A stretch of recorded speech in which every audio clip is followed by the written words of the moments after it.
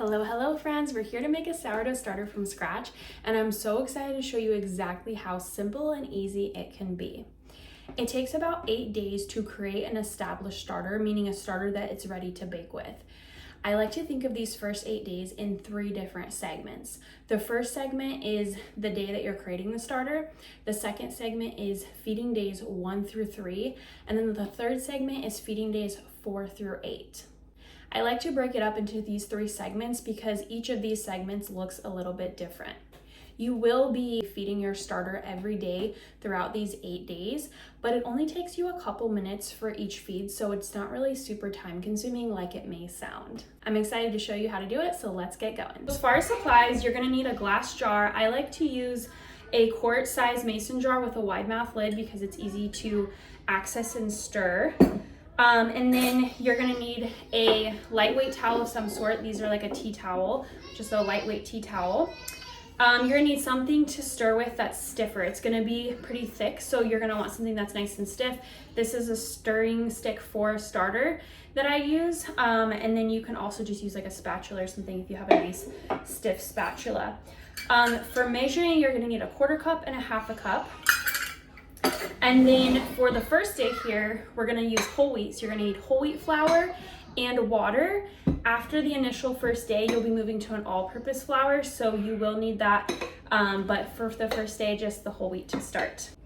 So to initially start your starter, I consider this day 0 because it's the day we're starting it. We are going to scoop a 1/2 cup of whole wheat flour into our jar and a 1/2 cup of water. And we're gonna take our stirring stick and we're gonna go ahead and just stir it up good. Consistency is really important, so more than the amount you're adding, pay attention to the consistency so that it's not too thin and runny. You can always add a tiny bit extra flour if you need to. Here's a top view of what the consistency should look like. After you're done mixing this up, you are going to cover it with your lightweight towel and you're gonna find the warmest spot in your kitchen. I find this to be right next to my stove because I'm cooking and using my stove throughout the day, so I put it right up next to my stove. So we're gonna let this starter sit for about 24 hours and we're gonna come back tomorrow and we're gonna start feeding day 1. Feed days 1 through 3. We're going to feed with a 1/2 cup of all-purpose flour and a 1/4 cup of water. You don't have to worry about discarding on this day. We don't have to worry about that usually until day 4. Unless you have a smaller jar and you need to create, or you need more space in your jar, then you can discard. But if you have a good sized jar, you don't have to discard until day 4. Feeding days 1 through 3 will look like this. You may or may not have some bubbles in the bottom of your jar after the first day. And we are simply going to feed it a 1/2 cup of all-purpose flour and a 1/4 cup of water. All right, and then we're just going to go ahead and stir this up. It should be nice and thick. You want it more thick than runny. If it's too runny, you can add a little bit of flour to it. If it's too thick, you can add a little bit of water. You want to be able to stir it. You don't want to be so thick that you aren't able to stir it. After you are done with that, we're going to cover it again with our lightweight towel, and we're going to place it back in the warm spot of our kitchen for 24 hours. You're going to do this each day, feeding it, covering it, putting it back in the same spot every 24 hours until you get to day 4. That's when it changes a little bit.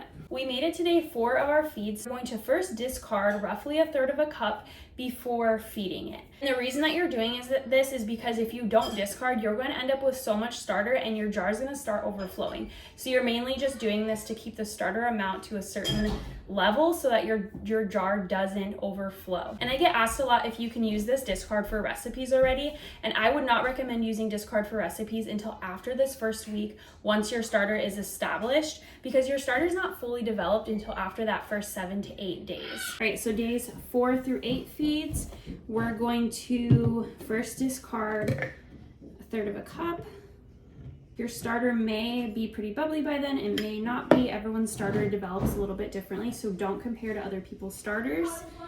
And then we're going to feed it a 1/2 cup of all-purpose flour and a 1/4 cup of water. Remember, you want your consistency to be nice and thick, but you want to be able to stir it. If it's too runny, you can add flour. If it's too thick, you can add a little bit extra water. So after you're done stirring it up, you're going to cover it again with your lightweight towel and return it to that warm spot of your kitchen for 24 more hours. So after 8 days, your starter should be considered established. It should be doubling in size every day, a few hours after your feed, and you can start baking with it. Keep in mind your starter will get better as it matures, so keep it going. After this 8 days, you can bake with it. You can leave it on your counter. I actually recommend to do that for a few days just to get it really good and going. But then anytime after it's established, you can store it in the fridge.